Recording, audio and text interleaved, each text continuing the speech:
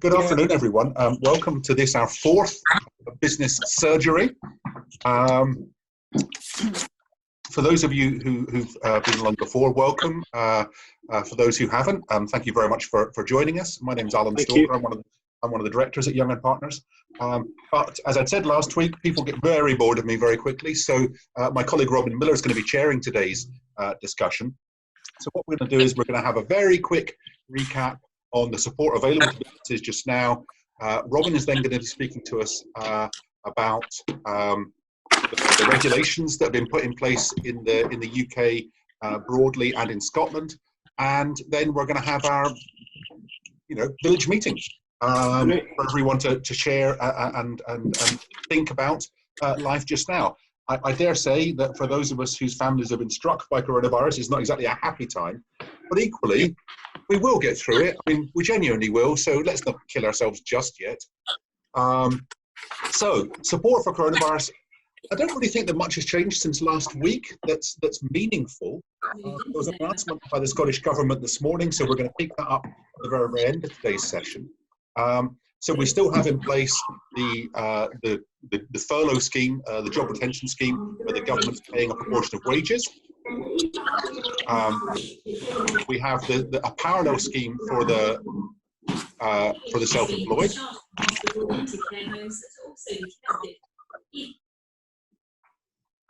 Oh yeah, no good. I'm back. So a parallel scheme for the self-employed. Although, frankly, I think very few self-employed people are going to benefit from that, and they're not seeing the money for a very long time anyway. We've got the tax deferrals, so on VAT and our income tax, good. The big firm scheme to borrow money, which apparently no one's been able to access. The big change, I suppose, in the last 10 days is that for smaller firms, the availability of money from the British Bank, so that's this umbrella organisation that's providing monies through its local banks, it does seem that people are now being able to access that. I've had a couple of people who've said that previously they'd applied and were told, fascinating, we're giving you not a penny. I think we've all heard anecdotally that, yes, people will be lent money, but we want 9 million personal guarantees. I'm hearing a different side to that. I don't know if anyone's got any thoughts on this. Has anyone applied for this? Has anyone heard of anyone who's applied for this? Scott, do you want to give us some thoughts from the bank's perspective? Yes, Ruth. Thank you very much. I'm Scott Foster. I work in the corporate commercial bank in Royal Bank of Scotland.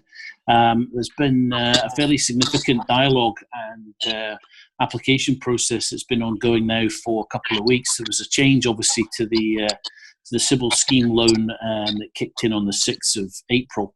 Having gone down one road, they amended it slightly.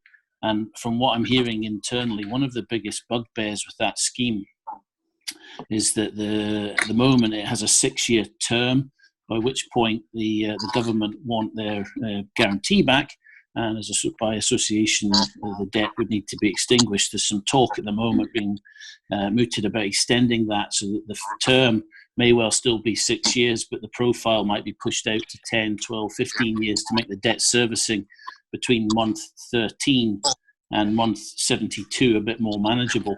But there's certainly been a lot of approaches made and a lot of discussions had with my colleagues in Royal Bank of Scotland. We are not, and went from day one, seeking any personal guarantee or security by way of guarantees from directors of companies or LLPs. I think some of the other banks have looked at that, and I think 70% of the facilities that have been agreed thus far have been done by Royal Bank and that West Group that has been in the UK market. So we're punching a wee bit above our weight on that aspect.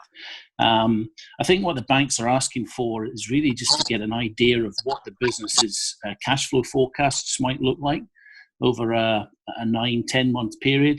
Now that's a very difficult thing to do.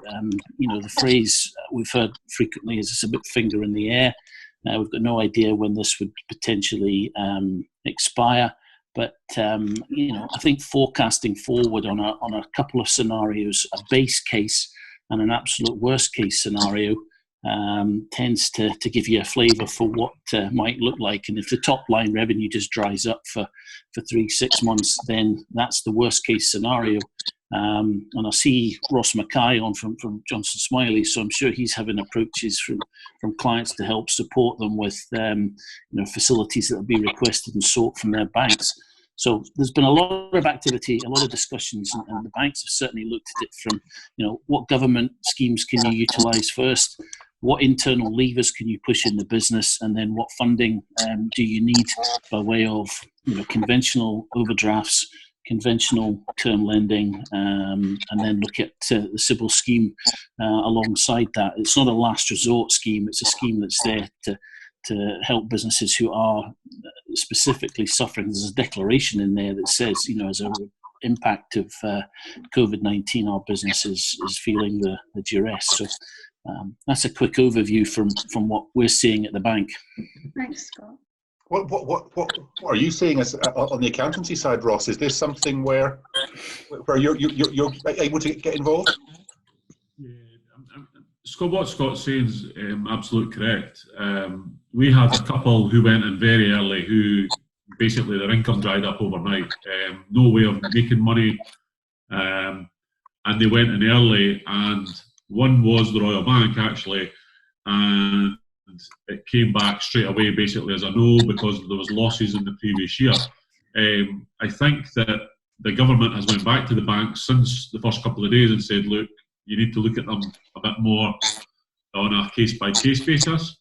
But I think the view I'm getting from all the banks is that if we wouldn't have given them the money 2 months ago, why would we give them it now?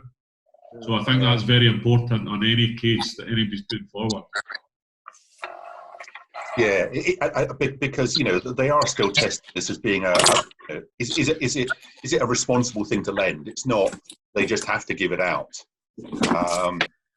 So yeah, it's tough for the business owners, but it's tough for the bank as well because they don't want to take on bad lending. But equally, they're not allowed to make bad lending either, which is a difficult balance. Anyway, I seem to be hogging the screen. Anyone else got any thoughts before we move on to the fascinating issue of government regulation?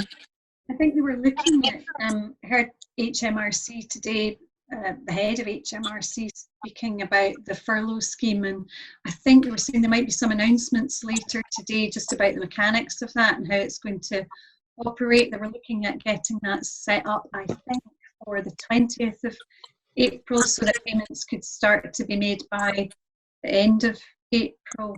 There was also discussion about the furlough scheme and projection forward to the end of May and what businesses might need to do now in terms of discussions with potential employees and whether the government was going to take that into account and look at whether the scheme would in fact be extended beyond end of May period. So there might be some more coming out on that, but certainly HMRC I think are looking to, for cash flow purposes, get payments made by end of April. That seems to be the top loss. I don't know if you've got any more. We're already doing calculations. So and it's not as straightforward as what people think, to be honest. No, it's not. And especially if it's a part month, I think with the full months it's actually not too bad. But the part month, and we're having to change our calculations every day because there's new things coming out from our wages people. It's not helped, it's been the end of the tax year, so tax rates have changed, employers' rates have changed. Yeah. But I think you're right, they're saying they're trying to get the 20th of April, and if you get in on the 20th of April, they're looking to pay out by the 30th of April. We're already running April salaries, so we've got clients who are looking to get the money in by the 30th of April and then pay their employees on the 30th of April with that money. One of the important things with that is you can't RTI. So if you're doing your own payroll, you can't RTI until you pay your people. So that's very important from an employment law part. But they reckon there could be 45,000 claims. Sorry, Ross, that's the real-time reporting, yeah? Yeah. So the submission to HMRC for your salary run, which you do every week or every month. But they're expecting 45,000 claims on Monday and Tuesday. Well, I mean, to put this as a really frivolous example, I was trying to buy something online from Decathlon yesterday, and at 10:30 in the morning, they had reached their daily cap on orders they were taking. And you just think, is the revenue genuinely going to be set up? That was from you alone, Alan, was it? Was that? That was from you alone, the Daily Cap had been used. Well, no, I do like shopping. But you just think, how easy is it going to be for their system to accommodate? Yeah. They said that they set the portal up for that. Yeah. They reckon they're ready for it. Yeah, although I think they did seem to say that they had under budgeted for the numbers that had furloughed by, I think it was about 3 times, wasn't it, the number that, although of course, I suppose they won't know until the scheme's actually up and running. The numbers I've heard is they said they've got the capacity to do 450,000 of these per hour. 450,000. I mean, that to me seems like a tall order, but that's what's being banded around at the moment. Right. But I'm sure that, given that this is my taxpayer dollars, they're going to be very, very stringent in what they let happen. So that will all be fine. So, good. No, that's very useful. So we're going to come back on what Scottish Government said a bit later, because I only heard about that 2 minutes before we started. So we're now going to turn to, if we may, the regulations that went before the UK Parliament a fortnight ago, Scottish Parliament a bit less than that. And I'm going to hand over to my colleague, Robin Miller. Thanks, Alan. Yeah, what we're going to run is a little video that I put together just to give an overview of what businesses are and aren't required to shut down, because there's been a certain degree of, I would call it shaming of businesses by people that ought to know better for staying open when they're not required to. And there has been a great deal of misinformation out there about what businesses are and aren't required to do. So this is only a general overview. If you want a detailed list, please have a look at my blog on the Young & Partners website, businesslaw.co.uk, or if you want anything even more specific, please contact me and I'm happy to have chat it through. And once we've finished the video, obviously we've got time just for a general discussion about anything that's in that or anything that people want to talk about more generally. One administrative point, I know that I've had a couple of messages from people saying that they're struggling to get in on Zoom for some reason. I know that there's quite a few people who are watching therefore through YouTube. So if anyone who's trying to watch this through but can hear me, the YouTube channel is live just now as well. Anyway, let us turn ourselves to the fascinating issue of this video.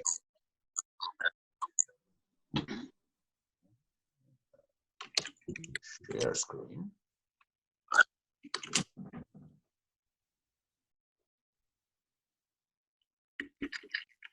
Sorry? Yeah, it's not too bad. So, Robin, actually, I want to talk about Hold on, have I shared the wrong screen? Hold on. I'm going to try and do that again. No video. Sorry, I'm going to try and do that again. I might be a total moron. There's always a bit of trial and error with all these things, isn't there? There's more trial and error than I expect. Well, there we are. Patience is something we all talked about, wasn't it, in this current situation? Right, so you chat among yourselves while I try and work out where the damn video's gone. Okay. And That's what happens on live TV, isn't it?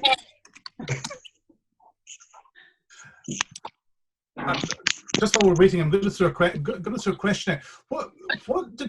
How well do people think that people generally seem to be complying with the rules on self-distancing and all the rest of it? Because I had to go into the office this morning to check for mail and to pick some papers up. And what I noticed was that there seemed to be much more traffic on the road today than has been the case previously.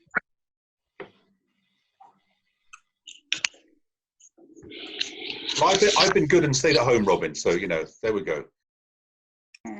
Yeah, I just wonder what other people are thinking, because up until now, my impression is that compliance has been pretty good, certainly north of the border.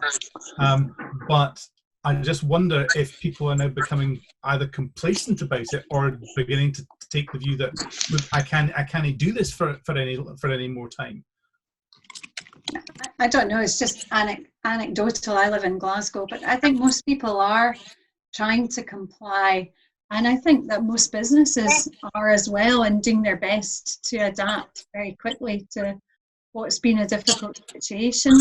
You know, I also think that there's common sense that has to apply here too. We've got very extreme circumstances, but similarly, you know, we all still have to operate our businesses in these circumstances and do that in a safe and proper way. But I think that most people have really worked hard to adapt very quickly and do that.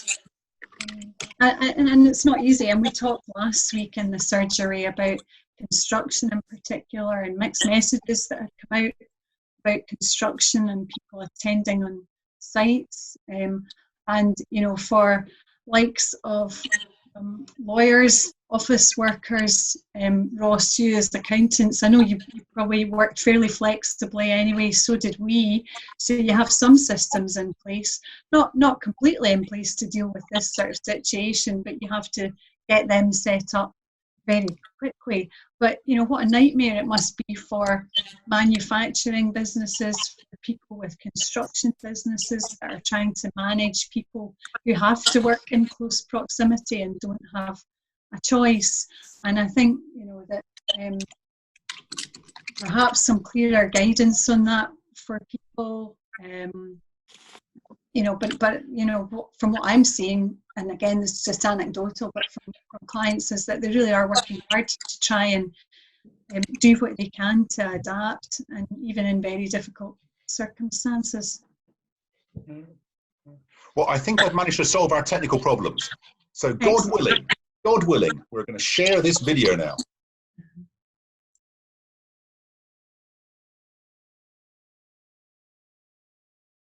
So Scotland, along with the rest of the UK, is going into its fourth week of practical lockdown.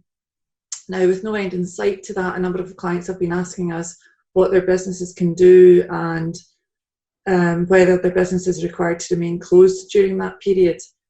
To help us try and answer that question, I'm joined today by Robin Miller, one of our directors and an experienced litigator. Good afternoon, Robin. How are you? I'm fine, Julie. Thank you. Surviving lockdown? Yeah, it's not too bad. Not too bad. It's amazing how we just get through all these challenges, isn't it? So, yeah, for sure. I mean, you know, we've got no choice. Yeah, it's like you can't really lump it even if you don't like it, can you? That's it. That's it.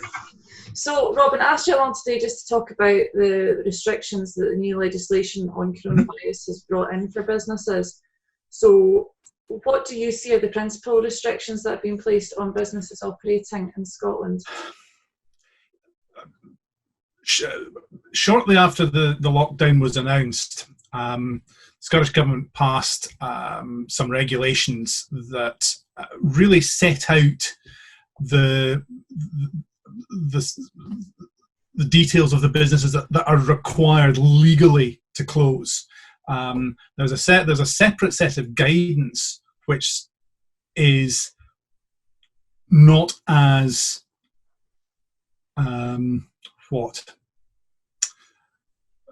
not as rigid as the regulations, and it's not backed up by the force of law. So that the important thing is that we have a set of regulations that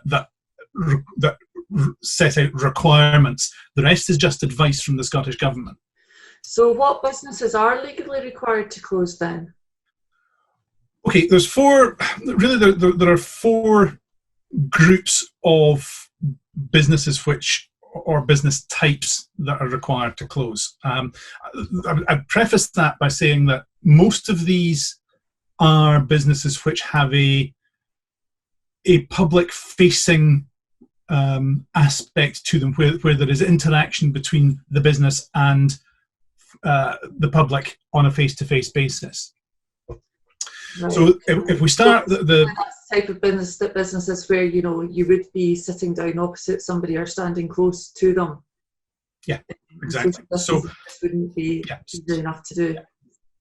Yeah. So I mean, the first group really is the ones that we knew about before the full lockdown was announced, and that's things like restaurants, hotel dining rooms in private clubs, cafes, and things of that nature. So places where food is being served, and they're required to stop selling food for consumption on the premises. Doesn't mean they can't do a takeaway service, and it doesn't mean they can't do a delivery service, but you cannot have any sort of premises open where the intention is that food will be consumed on the premises. So that's that. Bars, obviously, including those in hotels and private clubs and pubs. So that's the first group. So that and that's really about where people meet to consume food or drink. Mm-hmm. The next group is really the sort of wider leisure industry, if you like. So cinemas, theatres, concert halls, museums and galleries, these sorts of things. There are limited exceptions for recording performances, but in practical terms, all these places have to close. That also goes on to things like hairdressers and barbers, nail salons, beauty spas, all these sorts of things. And of course, I think, as we all know, indoor gyms and leisure clubs. So we're all now stuck getting our exercise outdoors, which for those living in the big cities must be pretty monotonous. But that's the sort of leisure side of things that's really been shut down. And of course, the other thing that's difficult for some children, kids, is things like soft play areas are closed down. So none of these businesses can operate. We then come on to the sort of third group, which is, for want of a better word, shops. And the way the regulations work are that any business that has part of its premises open for people to buy things or to hire things face to face must close unless they fall into a set of defined types. So basically, every kind of shop has to close unless it is of a defined type. And the main one, of course, is the food shops. So your supermarkets can remain open. Your local butcher can remain open. Off licenses, interestingly enough, were exempted from the regulations, which kind of makes you wonder why we've got police saying that people aren't allowed to buy non-essential, checking people's baskets to check for non-essential items, which presumably doesn't include alcohol. But these businesses can still operate an online side of their business, so they can take orders online or over the phone or by post even, and still supply these things, but they just can't supply them in a sort of face-to-face way. Now, some places I know have been operating on the basis that they'll take an order for something, and you get it on a click and collect basis. Mm-hmm. But if you do have some sort of operation like that, you cannot allow people onto your premises to get things, even if you are allowed to stay open. Mm-hmm. So I was genuinely surprised. We've got a local garden centre near to where I live, and that has its own butchery department, greengrocers thing. And I naively assumed that would just be staying open because it supplied food. But just on the basis of what you're saying today, as well as having the food and butcher bakery side of it, it's also got its own wee coffee shop and restaurant. So presumably there would be that difficult choice between, okay, do I keep half the building open that's got the butcher and the baker in it, I can't really do that if I've got this coffee shop. I suppose it's just you can't have the two lines blurring, really, can you? No, you can't. I mean, if I were advising a business, I would say, in all cases, err on the side of caution. Yeah. You don't want to fall foul. You don't want to fall foul of the regulations, and we'll come on to that point.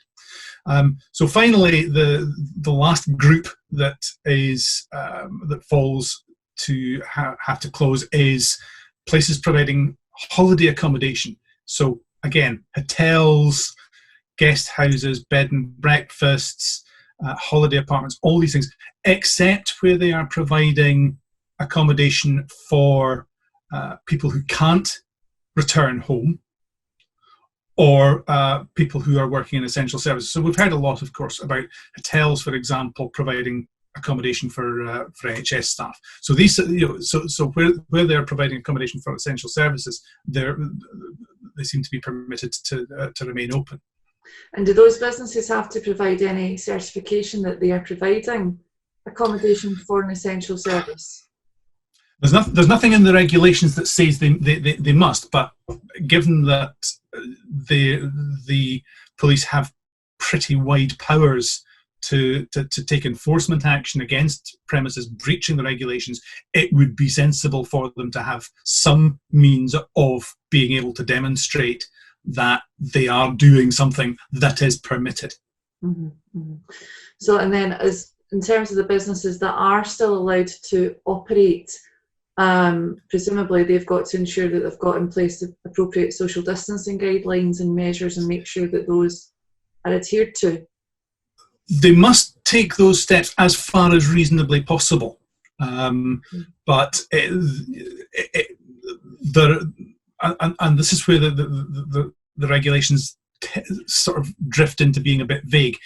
They don't set out any specific steps that a supermarket, for example, must take. All they say is that they must, so far as reasonably possible, ensure that the social distancing guidelines are adhered to. Right. Okay. So when we go to the supermarket, we see all these lovely 2-metre square boxes for us to stand in. That's not actually a legal requirement. It's just more a guide to helping us then. It's not, but on one view, it's a reasonably practical step particularly for a big supermarket to take. And what can a business do if someone is not adhering to the 2-metre rule and refuses to stand in it? Ultimately, if people aren't going to comply, then my advice would be to contact the police. Okay. I mean, most of these places will have security camera footage and all the rest of it. So, if it became an issue, then the police would need to be getting involved. But as I say, I've not heard of anything like that arising so far. I did witness the first weekend of lockdown outside my local Tesco Express, the store manager getting into a fight with a couple of members of the public because they wanted to go in with their son and the son wanted sweeties, and I was like, oh, for goodness sake, is that even an essential item? And just obey the 2 meters. just leave it as that. Yeah. What about other businesses that are not legally required to close by the regulations? You've hit the nail on the head. They're not legally, insofar as businesses don't fall within those groups that must close. Mm-hmm. There's no requirement on them to do so. There is advice from the Scottish Government that these businesses should close unless they are providing essential services, or unless, in particular, they can maintain the social distancing guidelines. But they're not actually required to close. And do we have any definition of what is an essential service? There's a list of about 13 groups of types of sector that are regarded as being critical national infrastructure. I mean, I'm not going to go through them, but primarily it's healthcare, energy networks, things of that nature that are required. These are required. These are defined as essential services. But even so, the advice, and it is only advice, is that not all parts of those businesses are essential. It's only so. Again, we have this slight lack of really clear guidance as to what parts of a sector are regarded as being essential. And presumably then too, it's not just the obvious business at the bottom of the chain, it's all the businesses that supply, and that's then where it gets a bit more difficult to say what it is. It's these businesses that supply the essential services. Oh, absolutely. You know, where does the chain stop? Yeah. You know, if you are manufacturing something that somebody two steps above you in the energy sector or in the health service is concerned, are you essential? But you know that's not clear, and I think that's one of the unanswered questions, which we may never get an answer to. Yeah. And we've obviously been hearing reports in the media about police handing out fines for people not obeying the rules. What are the rules on people's movements? Basically, people are not allowed to leave home other than to go for shopping for essentials, undefined essentials, for health reasons, or going out for exercise, and those are the limits. So anything out with that is not and of course the one thing I'm forgetting is to go to work where it is essential for them to go to their place of work to do their job. So the one that I find quite difficult and quite interesting to get your view on it is that, you know, every night you see, every Thursday night you see the people come out and they clap for the NHS, and then obviously people are standing in their gardens or at their doors. I find it hard to reconcile. How is that not a social gathering? And another example of it is that I know of a street close to me whereby they've got somebody on it who's a musician, and every Sunday afternoon he goes out and he sings songs and plays his guitar, and all the neighbours in the street come out and put their deck chairs at the end of their driveway and watch this concert, and I'm kind of like, how is that not a social gathering? Well, it's. I mean, the rules say that there should not be a gatherings of more than two people in a public place. So as long as people are remaining within their gardens, yes. they are not in a public place. Right. Now, you know, depending on the size of the garden or the size of the driveway, that, you know, one wonders whether that really amounts to proper social distancing, but it's an impossible one to answer. And just in terms of businesses as well, what do the social distancing regulations mean for them in terms of employees coming into work? Certainly, coming into work, employees should maintain separation from others. So, for example, you shouldn't share lifts into their office. I know that some clients in the construction sector are having to send out men to sites in individual vans so that they can maintain separation. So there are definite difficulties. What about workplace meetings and things? Workplace meetings technically are not in a public place, but obviously, from a health and safety perspective, if you are forcing people to meet in an enclosed space, then you might have to consider whether or not you can, from a health and safety perspective, allow a meeting to go ahead. And of course, you know, if a business found itself in a situation where somebody contracted COVID-19, possibly from a business meeting, might they be on the wrong end of an action for personal injury? So in your view, is it okay just to continue working as normal then? No. I mean, we can't. Even if you are not legally required to close your business, you need to take steps as far as reasonably practicable to observe the social distancing guidelines. That means not having workers in a situation where they are likely to come within 2 meters of their colleagues. If you cannot do that, then while it's not legally required, there is a risk that you might ultimately find yourself getting sued over that, and employees might reasonably, I suspect, turn around and say, well, if you're not going to let me observe those rules, then I'm not coming in.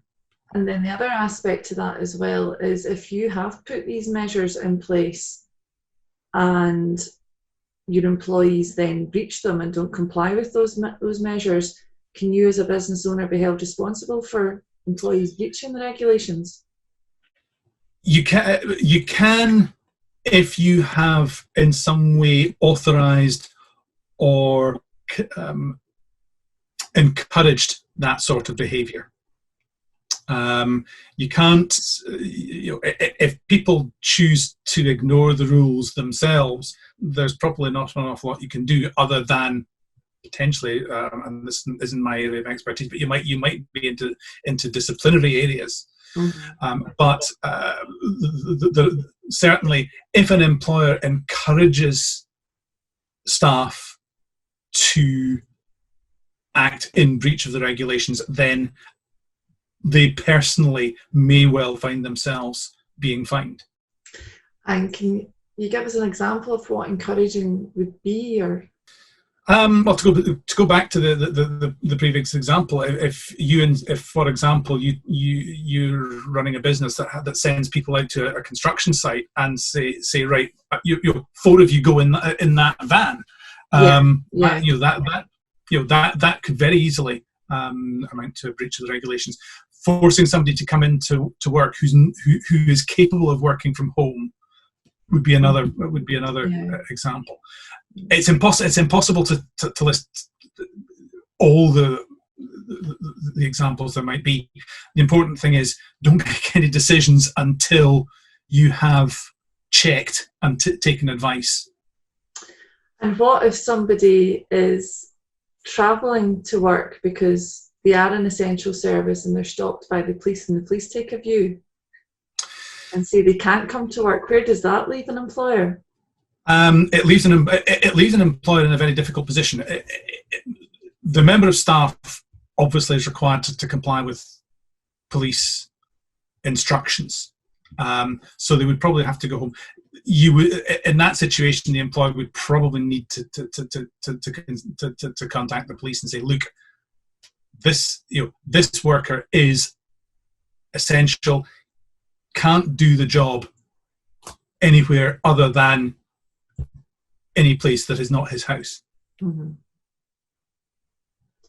And can the police force people to go home? Yes, they can, and they have pretty extensive powers in that regard. Not to comply with the police instruction, it is a criminal offence, and while you can ultimately challenge that, I suppose, if you felt that you had a reasonable excuse for disobeying what the police do, that's an awfully big step to take. What is reasonable force then? Ultimately, it could amount to somebody being arrested. We've not seen much of this sort of very, perhaps one might regard it as overzealous policing, certainly up here in Scotland, but and I think generally within the UK. But there are certain, reasonable force amounts to physically forcing somebody into a police car and taking them to their home. And I read somewhere as well that the police can issue fines and notices. Is there any? They can, yeah. Can those be charged at all? Sorry, Julie? can those be challenged at all or appealed or anything? Ultimately, like any fixed penalty notice, they're ultimately challengeable in court. It's the same as it's no different in that regard from a parking fine. So the police can issue fixed penalty notices, but it's a very expensive business to challenge something like that in court at a later date. And if so, unless you have very, very strong grounds for doing so, it would not be advisable to take that on. And you mentioned overzealous policing. Do you think we would ever be in the scenario where we would see the police go onto an employer's premises to make sure that they are observing social distancing and the appropriate measures are in place? I doubt it, because to some extent, the police aren't going to be able to know, and particularly on industrial premises, it might not be safe for them to go into areas without the appropriate PPE for those premises: hard hats, work boots, safety glasses, all these things. So it might not be possible for the police to go onto places like that. Yeah. So what would your key takeaway message be for business owners from these regulations? There are lots of unanswered questions here that we are really only going to find out about as time goes on, and it looks likely that we will be locked down for several more weeks at least. Mm-hmm. If you think that you are likely to do something that may arguably be a breach, seek advice first. Don't do it and regret it afterwards. Mm-hmm. Mm-hmm. I suppose we are living in what is an extremely extraordinary time, both personally and for business, and it's making sure. Oh, absolutely. Yeah. I mean, it's perhaps an overworked word, but they are truly exceptional circumstances, and they will ultimately come to an end, one hopes. Yes, hopefully. Start to forget what life looked like before this. Okay, Julie, thanks very much indeed for that. Thank you. Hopefully that's answered some questions that people have. It won't answer every question, but we're here to answer those questions that people have. Thank you. Thanks.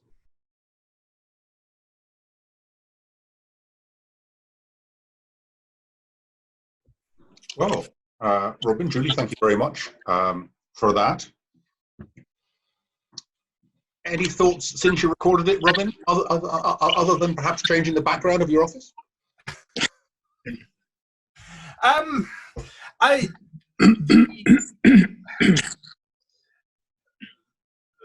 The trouble is that so much is undefined still.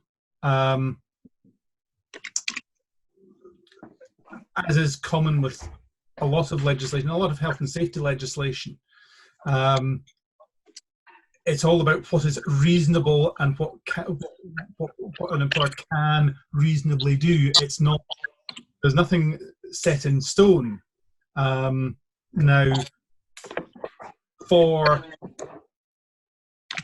up until 3 weeks ago, most people had an idea as to what was and wasn't reasonably practicable.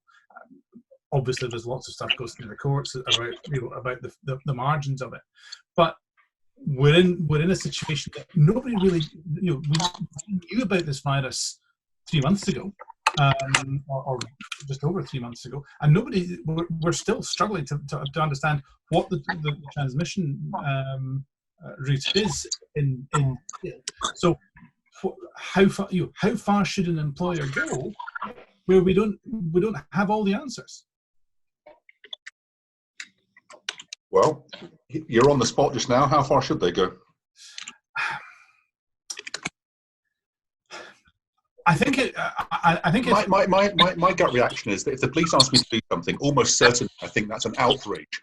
And yet, even I would have to concede that these are difficult times. But it's not really about what the police ask us to do. It's actually to what extent can we expect our employees still to do the things that they would ordinarily do? Yeah, that's exactly the point. I think as long as you can demonstrate that you have put in place systems that, as far as possible, avoid employees coming within 2 meters of each other, I think it would be very difficult, certainly based on the current advice, to argue that that you should have done more than that.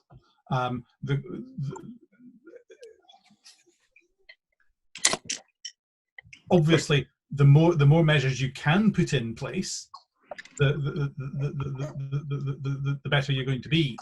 But certainly, as long as you can demonstrate that you've taken reasonable steps, we've seen these situations with the supermarkets putting bits of tape on the floor to show you how far apart 2 meters is. That's a sensible, simple step that somewhere where there are lots of people inevitably going to be can take. But there are lots a discussion, Robin, that we were having yesterday in one of our spectacularly entertaining partners meetings was someone was kind enough to send us a check. Now, I'm delighted that someone was kind enough to send us a check. It's good of them to do so. Banking a check's horrendously difficult. And, is it reasonable for us to ask an employee to go to the bank to stand in a queue? And we take the view, no. Well, so far we haven't, because well, technically we ask you to do it, Robin. Actually, I've volunteered, so I've got nobody to blame but myself. I think you also have to take a bit of a common sense approach as well, don't you? You have to speak with the employee. What issues do they have? If the employee's got particular issues about doing that, then of course you have to that. They might be in a more vulnerable group, for example, or they may just be scared. And a lot of people are in the current circumstance. So the first thing I would always do is have that discussion. Is somebody comfortable with doing it? And then you have to assume, and I think fairly can assume, that banks and premises like that will be taking the appropriate measures for social distancing in the same way somebody goes to the supermarket and buys their shopping from there, and there's the social distancing steps that are in place. That's what I would do in that circumstance, is just first of all discuss it with the employee that you're asking to go to the bank, and make sure that they're comfortable with what they're doing. And if they're not, for whatever reason, then I would make alternative arrangements. Can I just say, most banks are set up for paying checks in a machine. You don't need to go into the bank. Depending on which bank you bank with, you can pay your check directly in a machine. That's what I do with my business. Yeah. And some of them they're getting set up. I know we've got new scanners, but I don't think they're quite operating. You can get an app and you can pay it on your phone.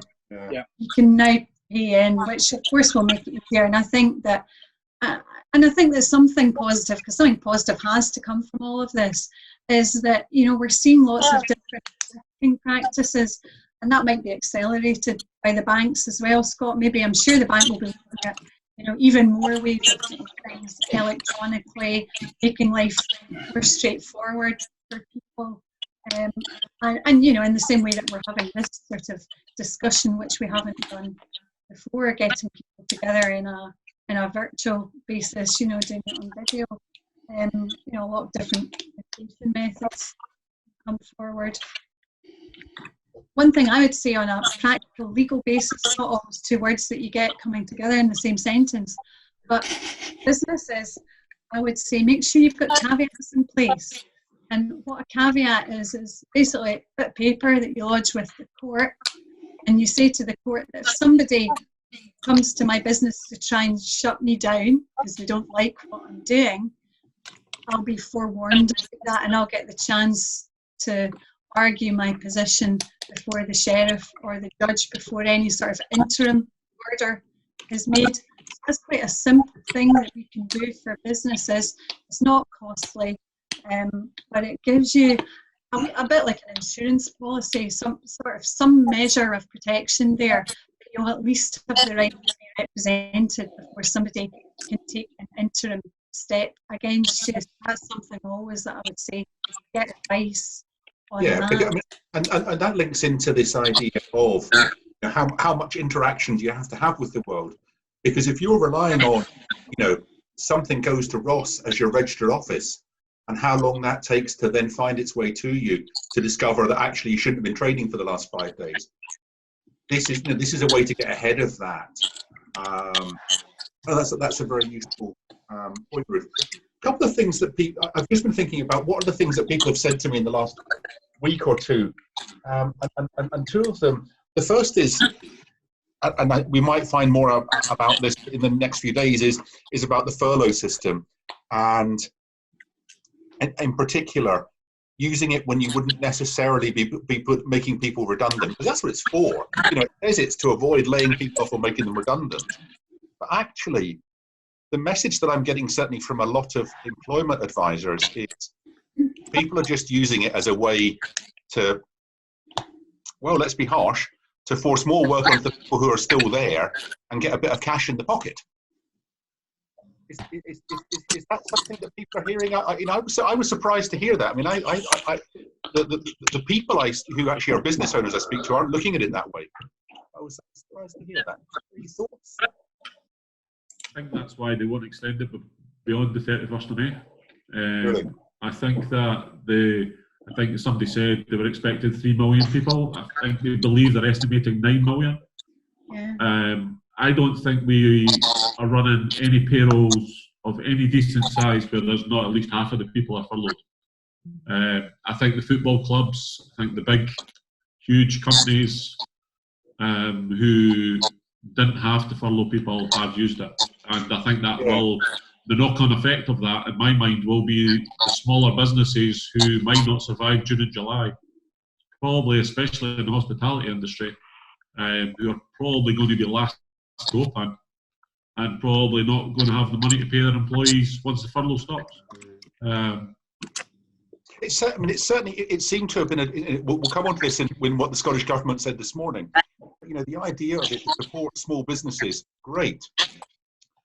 I'm not desperate that I want to bail out Richard Branson's airline, for example. I think if anyone should bail out Richard Branson's airline, Richard Branson comes to mind. And I suppose it's the same with the furlough, that it's definitely the right thing for the government to have done. As ever, it's probably just too broad a brush, which means, as you say, Ross, we might have not enough of it. Yeah. But I think the 80% was probably too high as well, but I think they had to do something and they've done it quickly. Yeah. And can I just ask about you specifically, Ross, when it comes to applying the furlough scheme, are employers going to have to answer specific questions about it, or is there going to be a form or something that you can complete for it? Yeah, I think the problem is that the form's not available until Monday when people are looking to put that in. So we're trying to get a copy of the form, but we've not got one yet. We believe, speaking to our institute, it's going to be like a sort of VAT return, that you've got to declare what you're putting on it that is true and it's filled in with the best intentions. We think there'll be lots of audits. At the end of the day, we're trying to enforce on our clients. This is a grant claim from the government. So if you're falsely signing a grant claim from the government, I think there is going to be penalties to pay if you're seen to be, people are still working, for instance, and you're claiming it. There's things on saying that they'll go as far as making sure that you're not on social media promoting the business. That's how far that they're actually taking examples. So I think nobody really knows what checks they're going to do, but there's going to be checks down the line. I've no doubt about that. I wondered if it might be a bit like the employment status calculator, whereby you're asked specific questions and it'll be a simple yes or no. Has your employee done any work at all? And if you say yes to that, then you're just automatically not going to get it. Yeah, I think it'll be more like a declaration that you're basically that it hasn't worked, or She hasn't worked. But we know what's going to go in the claim. We just don't know what the declaration is going to be. I think there's a big focus on future HMRC task force looking at the compliance, and I'd strongly be suggesting to my clients in the bank that, you know, if you've got people being furloughed, you've got very good solid records of what steps you took, when you took them, and what you made the claim for, so that when HMRC come knocking at the door, you can just hand them the file and say there's everything you should need. Yeah, they're already saying 5 years. Are they? Really? Yeah. You've got to keep the forms that the person signed for 5 years. And I would reckon you need to keep the calculations as well. And one of the things I've said to quite a few people is, you know, they're thinking, oh, what if the person just did this or just did that? And I'm saying, bear in mind, you know, you're then a hostage to fortune what your employee says. So you're getting, as you say, it is a grant. You know, this is not discretionary money. This is a grant you're getting, and the employee can tell the revenue that actually you weren't entitled to it. So I think there's a lot of honesty people are going to have to apply to this.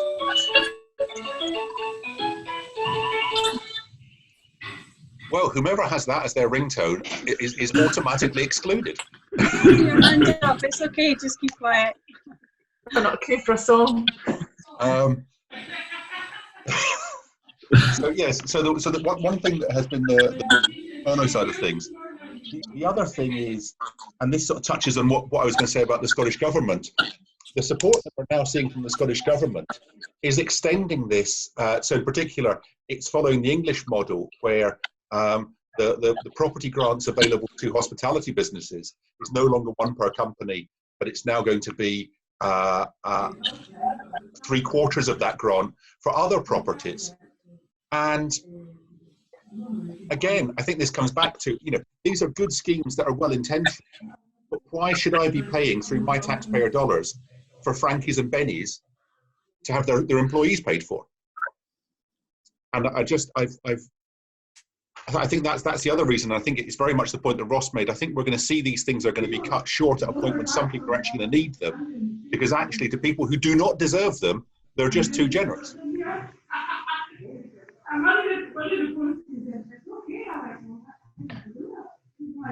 Yeah, I mean, I think that may be the case, Alan. I think commendable that the government did step in so quickly and, you know, at the rate that they did, but always when you have these quick measures that are put in place, a bit like the regulations as well that have been put in place, there are gaps in them, there are inconsistencies, there are question marks, and there's always unintended consequences when you try and take legislative acts quickly and financial measures like these quickly. But I think that is just inevitable in the current situation, unfortunately. Okay, so we've talked a little bit about the regulations, the support that's available, a little bit about the changes today, which are focused primarily on assisting the hospitality and leisure sector. Anyone got any interesting thoughts or comments about anything else? I open this up as our town hall meeting. Anyone's got any thoughts or ideas? Let us share them. I'll share one, which is if you wish to sneak away while the video is playing and to find a drawing pin, your bare feet are an excellent way to do that.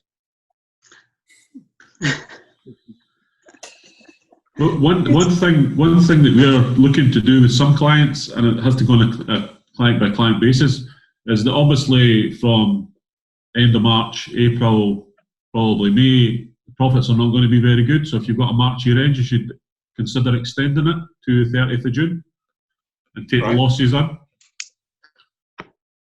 Interesting.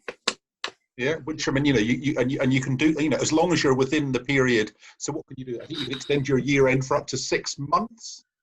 3 months. Because that's the period when you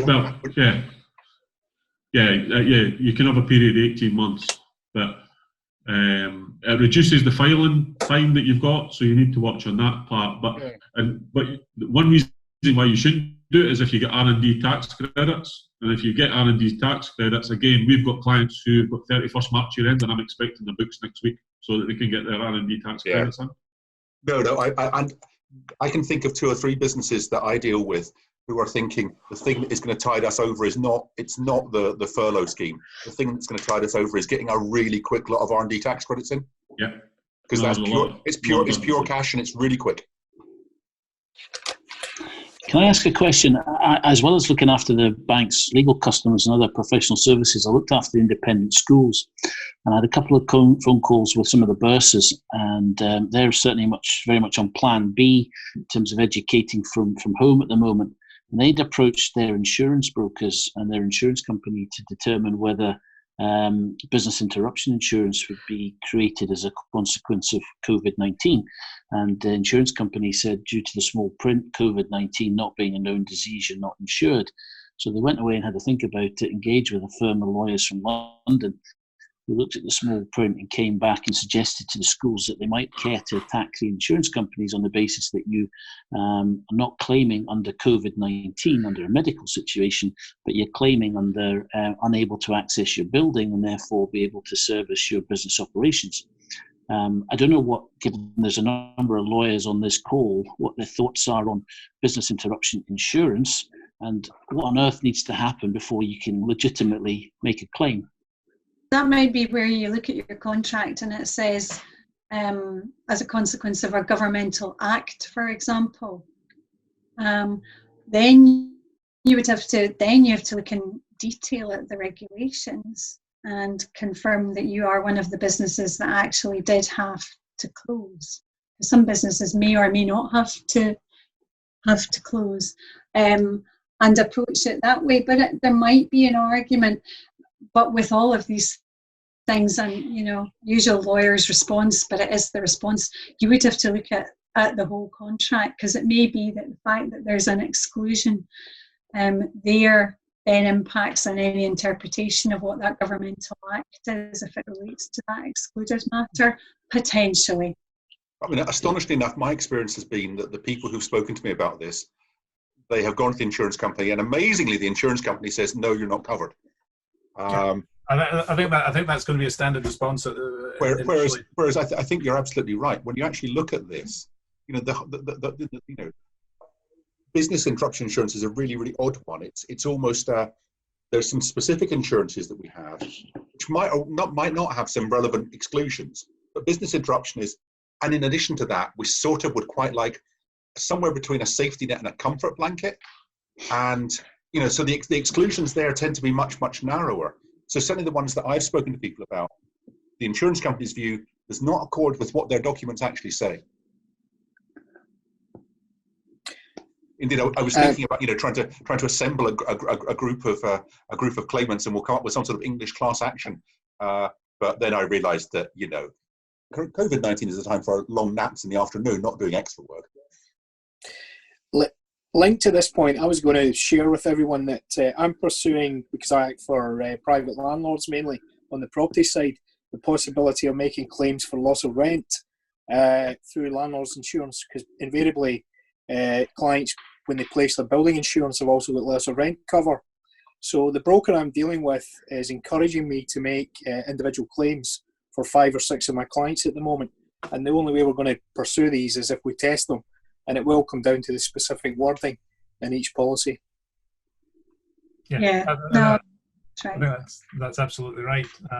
It'll be interesting to see just how these loss of rent scenarios work. I'll be very, very interested to hear your experience on that, Stephen. Yeah, we'll see how we get on, and I'll share it with you. We have a mutual client. It's someone that you guys act for as well, is one of the 6. So we'll see how we go on. Okay. And I think again with all these things, where you have cash, you can afford to fight. But if people are looking for it as a means of getting through from a cash flow perspective, then they'll probably have a fight. And experience tells us that that's going to be months, potentially years or so down the line, to resolve that with insurers. But loss of rent's a tricky one though, Steve, isn't it? Because normally your loss of rent claim is going to be because contractually the tenant is not obliged to pay as a consequence of an insured event having occurred. And so in that situation, the recourse is against the policy. Whereas what you're saying is, my tenant hasn't paid me because he's not got any money. He can't trade. Yeah. He still has a contractual obligation to do so. Yeah. Then Absolutely. Yeah. Yeah. I think that's a more difficult argument. It is difficult, but some of the policies are quite specific, and they do mention pandemics.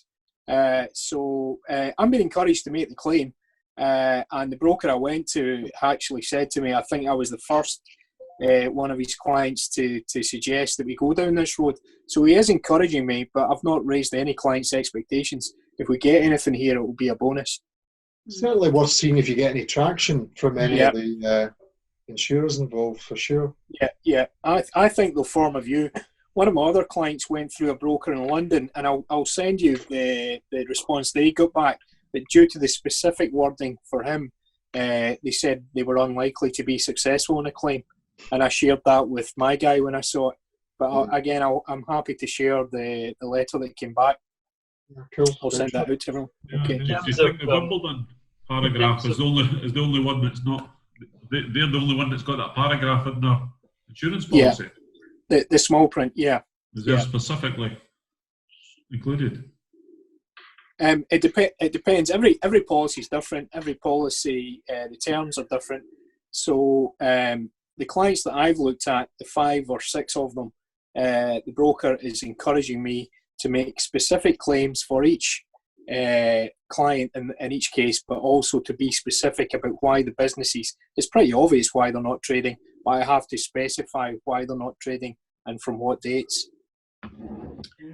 Under a lease, if the tenant isn't paying rent, it's going to be, as Stephen mentioned, the loss of rent provisions in a lease are pretty specific in terms of reinstatement provisions. But if the tenant isn't paying rent, it's going to be because either they've come to an arrangement with the landlord in terms of rent holiday, or because the tenant simply can't pay and they've just unable to pay.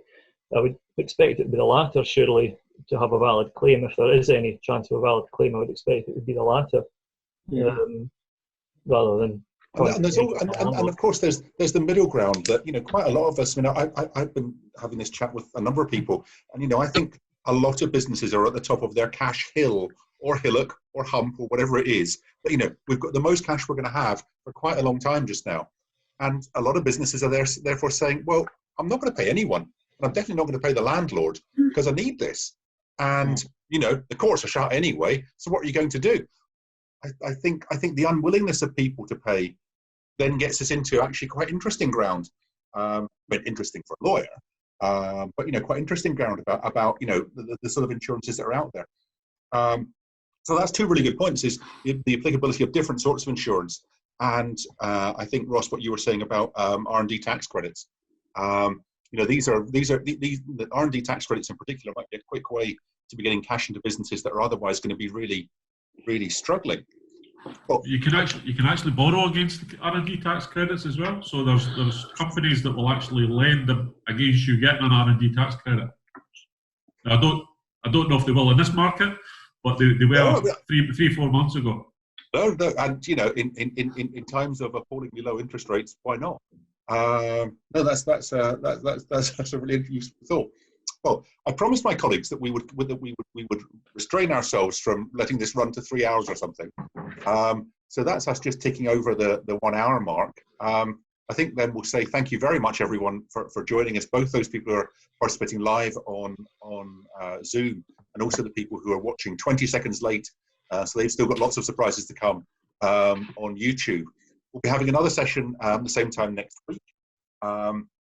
We're giving some thought to talking about some specific issues about cash flow next week, which I think might be interesting. But we'll get something out during the course of the next few days, announcing what that's going to be. So if you can, join us next week. If not, thanks very much for coming along today, and be safe out there.